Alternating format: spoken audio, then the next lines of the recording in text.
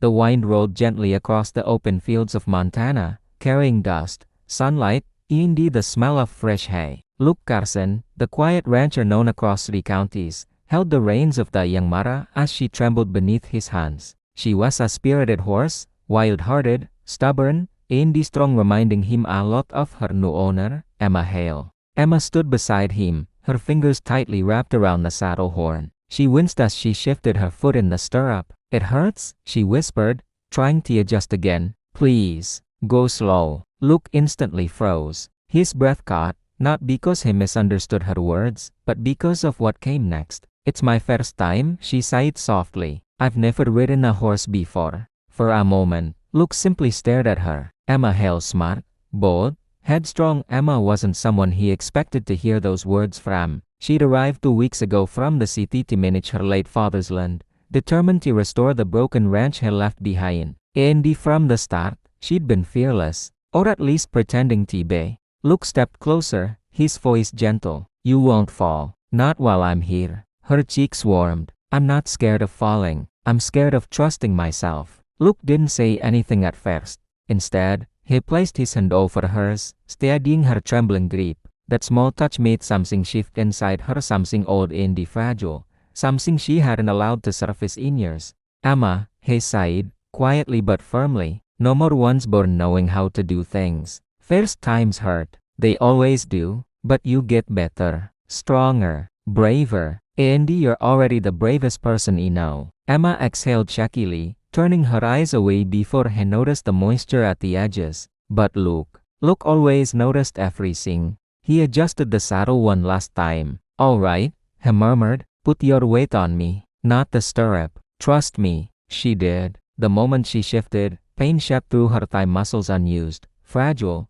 unused to handling weight like this. She gasped, grabbing his shoulder for balance. His hands quickly moved to her waist, steady and warm. "Easy, I've got you." Her heart hammered harder than the mare's hooves ever could. How could someone so strong be so gentle? How could a man who worked with rope, steel, and storms hold her like she was something precious? When she finally settled onto the saddle, she let out a long breath. Okay, I'm up." Luke stepped back just enough to look at her, but not far enough for her to feel alone. "See? Didn't hurt so bad, did it?" Emma glared at him with mock irritation. "It still hurts." He laughed, a soft, rare sound. "I know. I promise I'll go slow." He began to walk beside the horse, leading her through the warm afternoon light. The Mara moved gently, responding to Luke's voice more than the reins. Emma held the saddle horn tightly at first, but minutes later, she loosened her grip.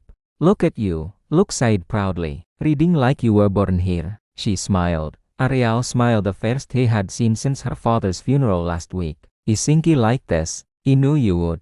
As they moved across the open field, Emma's fear slowly melted away. The sky stretched endlessly above them, the sun painting gold across the horizon. Her pain turned into strength, her hesitation into confidence. But what neither of them sighed, what both felt, was that something else was happening in that quiet space between words. She trusted him, he cared for her, and neither of them wanted this moment to end. "Why are you helping me so much?" she finally asked. Luke walked slower, his hand brushing the mare's shoulder. "Your father was a good man, helped me more times than he deserved. And you remind me of him." Emma tilted her head. "How?" "He never gave up, no matter how hard things got."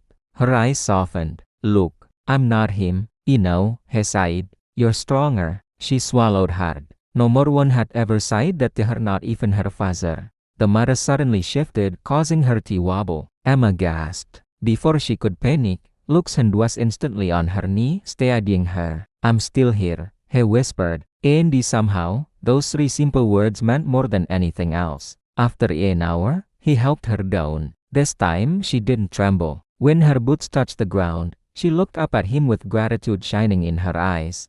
"Thank you," she sighed quietly. "Today meant more than you know." Luke hesitated, then brushed a strand of hair from her face. First times always do. Emma felt her heart flutter in a way she hadn't expected. "Will you teach me again tomorrow?" He smiled, a real, rare, breathtaking smile. "Tomorrow, and as slow as you need."